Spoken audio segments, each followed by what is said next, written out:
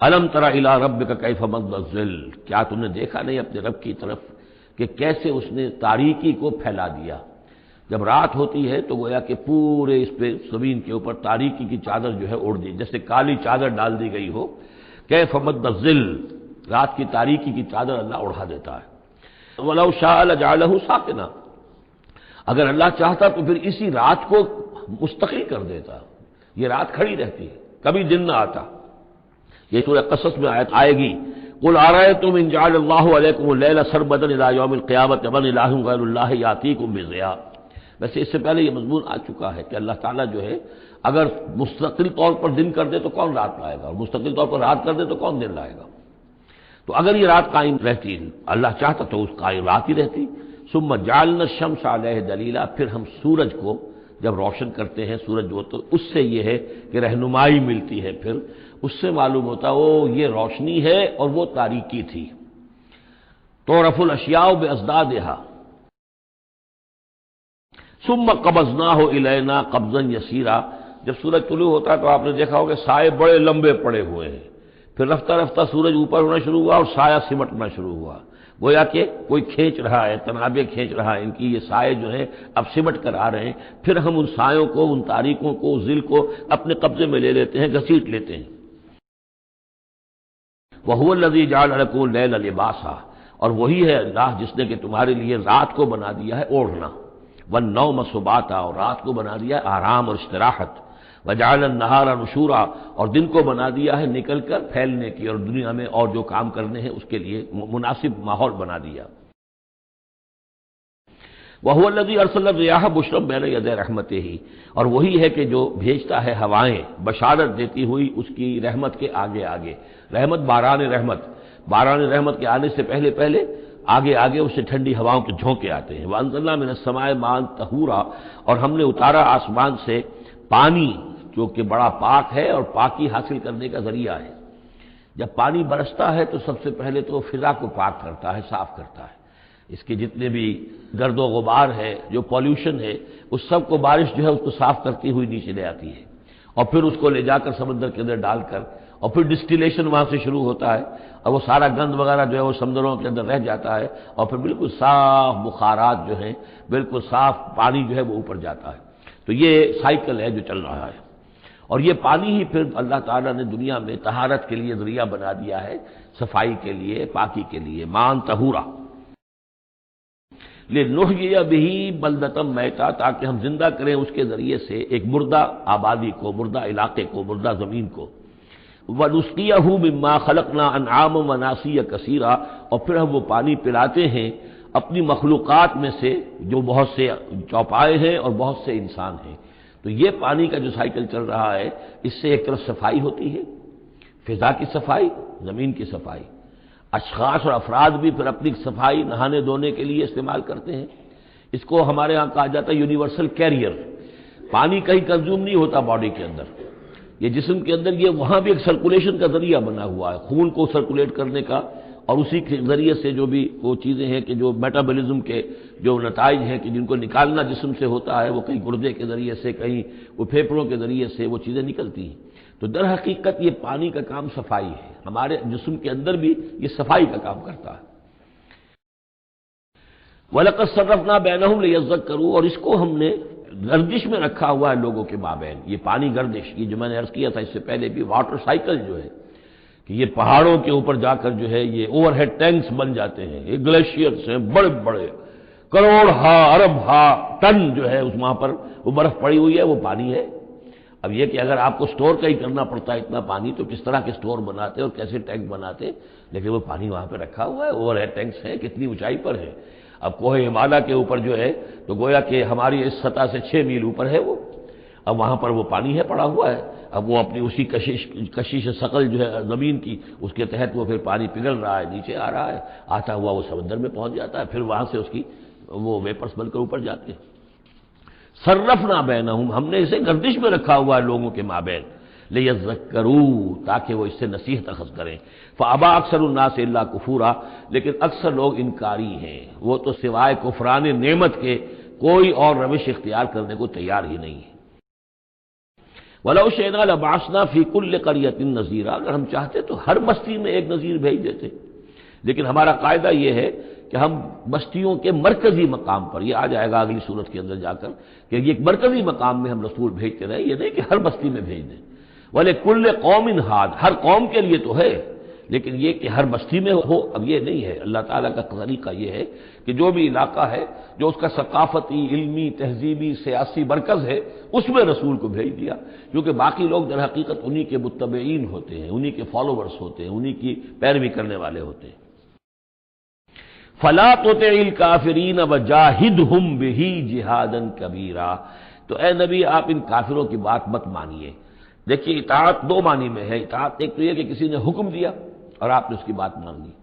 یہ بھی اطاعت ہے کسی نے مخلصانہ انداز میں آ کے مشورہ دیا، دیکھو محمد اتنی سختی نہ کرو، یہ تم اپنی قوم کے ساتھ لڑائی مول لے رہے ہو، کیا فائدہ ہوگا، قوم ڈیوائیڈڈ ہو جائے گی، اور سوچ لو ہمارے جو قبیلے کی کوئی اگر عرب کے اندر کوئی دھاک بیٹھی ہوئی ہے تو اس لیے کہ ہمارا قبیلہ مجتمع ہے، اب اس طریقے سے تم نے جو معاملہ کر دیا، بھائی کو بھائی سے کٹوا دیا اور والدین سے بیٹوں کو جدا کر دیا، تو اس کا کیا معاملہ، اس سے بہتر ہے صلح جوئی ہونی چاہیے، اور مل جل کر کوئی بات کیجیے ایسی کہ جس سے صلح ہو جائے، کچھ آپ اپنی منوا لیں، کچھ ان کی مان لیں۔ اس قسم کا باقاعدہ کردار جو ولید بن مغیرہ کا کردار یہی تھا، اور وہ یہی چاہتا تھا کہ کسی طریقے سے یہ تصادم ختم ہو اور کسی طرز کے اوپر کو مصالحت ہو جائے۔ تو بار بار جو کہا جاتا ہے فَلَا تُطِعِ الْكَافِرِينَ، تو کیا مانی، حضور کون سے کافر کی اطاعت کرنے کے لیے آمادہ تھے؟ لیکن ایسی بات ایسی ہوتی ہے کہ جس کے بارے میں کسی وقت جب کہ آدمی کسی شدید دباؤ میں ہو تو بربنائے طب بشری ہو سکتا ہے کہ طبیعت جو ہے کچھ اس کی بات سننے کی طرف تو مائل ہو ہی جائے، جیسا کہ ہم سورہ بنی اسرائیل میں پڑھ چکے ہیں، وَإِن كَادُوا لَيَفْتِنُونَكَ عَنِ الَّذِي أَوْحَيْنَا إِلَيْكَ لِتَفْتَرِيَ عَلَيْنَا غَيْرَهُ وَإِذًا لَّاتَّخَذُوكَ خَلِيلًا، یہ لوگ تو تلے ہوئے ہیں کہ آپ کو بچلا دیں اس چیز سے کہ جو ہم نے آپ پر وحی کی ہے، کہ آپ کچھ اور گھڑ کر ہماری طرف منسوب کر دیں، پھر یہ آپ کو دوست بنا لیں گے، جھگڑا ختم، لڑائی ختم ہو جائے گی۔ لڑائی تو ان کو ہماری آیات سے ہے، ہمارے قرآن سے ہے، ذاتی آپ کے ساتھ تو کوئی جھگڑا نہیں ہے۔ لیکن یہ کہ فرمایا وَلَوْلَا أَن ثَبَّتْنَاكَ لَقَدْ كِدتَّ تَرْكَنُ إِلَيْهِمْ شَيْئًا قَلِيلًا، اور اگر ہم نے ہی آپ کو جمائے نہ رکھا ہوتا تو اے محمد صلی اللہ علیہ وسلم عین ممکن تھا کہ آپ کچھ نہ کچھ ان کی طرف جھک ہی جاتے۔ تو یہ جو دباؤ تھا شریر کو، اس کا اندازہ کیجئے اس سے، تو فرمایا جا رہا فَلَا تُطِعِ الْكَافِرِينَ، آپ ان کی باتیں بھی بس سنیں، اس قسم کی کسی بات کے لیے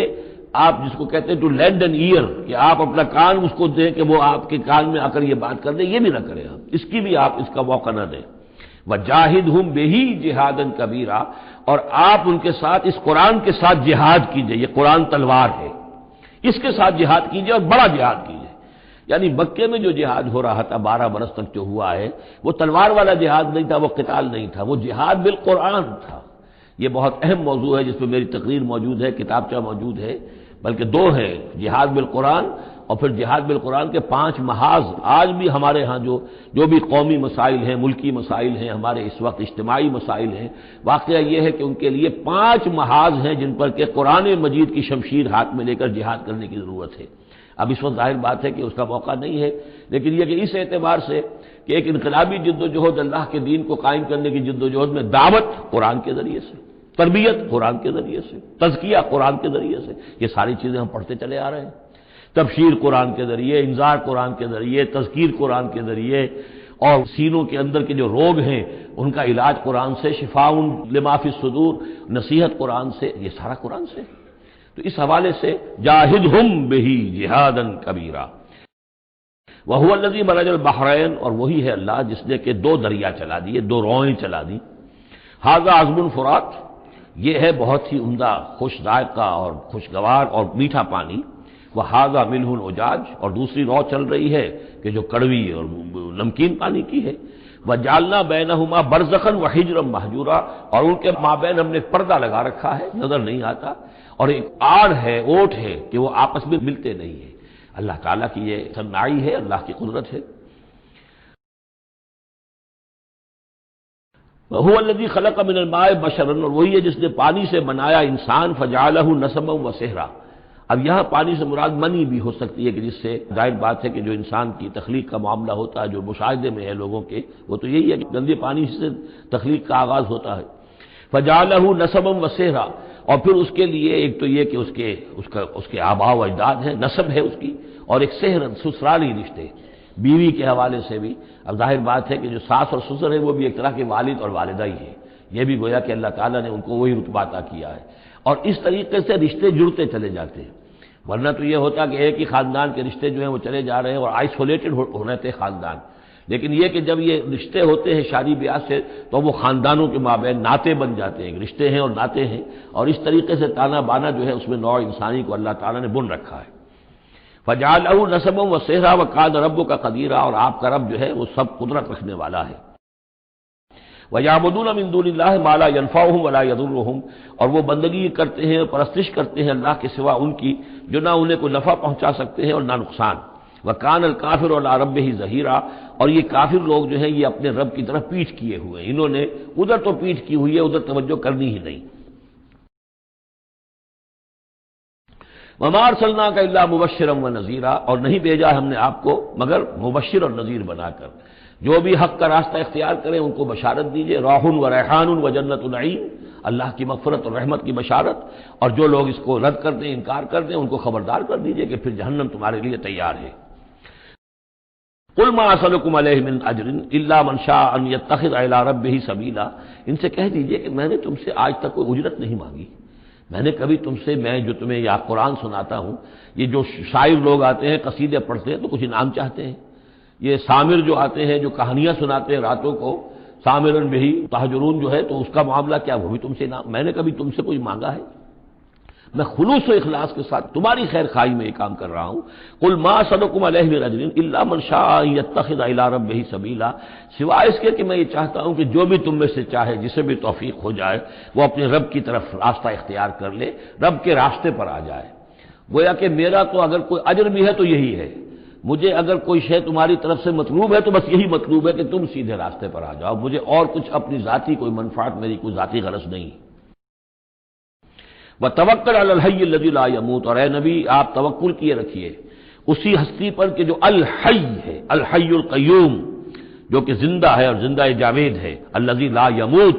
جسے کبھی مرنا نہیں ہے، جس پر کبھی موت وارد نہیں ہوگی۔ وَسَبِّحْ بِحَمْدِهِ، اور اس کی حمد کے ساتھ آپ تسبیح کیجئے، وَکَفَىٰ بِهِ بِذُنُوبِ عِبَادِهِ خَبِيرًا، اور اپنے بندوں کے گناہوں سے وہ کافی ہے باخبر ہونے کے اعتبار سے۔ یعنی آپ یہ نہ سمجھیے کہ یہ جو کچھ کر رہے ہیں یہ کہیں ایسا نہ ہو کہ ان کے معاملات جو ہیں کہ ریکارڈ نہ ہو رہے ہوں، انہیں بھرپور سزا نہ ملے، ان کا ایک ایک کرتوت ہمارے پاس ریکارڈ ہو رہے ہیں، اور ان کے تمام چیزیں جو ہیں ان کا ان کو بھرپور جواب دینا پڑے گا اور بھرپور بدلہ انہیں ملے گا۔ الذی خلق السماوات والارض وما بینہما فی ستۃ ایام، وہی کہ جس نے پیدا کیا آسمانوں اور زمین کو اور جو کچھ کہ ان کے مابین ہے 6 دنوں میں۔ ثم استوى علی العرش، پھر وہ متمکن ہو گیا عرش پر، تخت پر۔ الرحمن، وہ رحمان ہے۔ فاسأل بہ خبیرا، تو ذرا پوچھو، کوئی ہے کہ جو اس کی خبر رکھتا ہو، جو اس کے بارے میں معلومات رکھتا ہو، ان سب سے پوچھو اس رحمان کی صفات کیا ہیں، اس رحمان کی شان کیا ہے، جاؤ تم تلاش کرو۔ یہ جو کبھی ہم پڑھا کرتے تھے ہائی اسکول میں ہمارے زمانے میں کہ مجھ کو ہے تیری جستجو، مجھ کو تیری تلاش ہے، خالق میرے کہاں ہے تو، مجھ کو تیری تلاش ہے، تو ایک ارج ہے انسان کے اندر، وہ محسوس کرتا ہے کہ کوئی ہے، کوئی تو ہے جس نے مجھے پیدا کیا ہے، اب میں کیسے تلاش کروں، کہاں ملوں، کہاں ملے گا، کیسے اسے بات ہو سکتی۔ فاسأل بہ خبیرا، تو جاؤ ایسے لوگوں کو تلاش کرو کہ جو اس کے ساتھ کچھ آشنائی رکھتے ہوں، جو جس کے جاننے والے ہوں، جس کی کوئی دوستی ہو، اور ان کی صحبت اختیار کرو۔ کونوا مع الصادقین،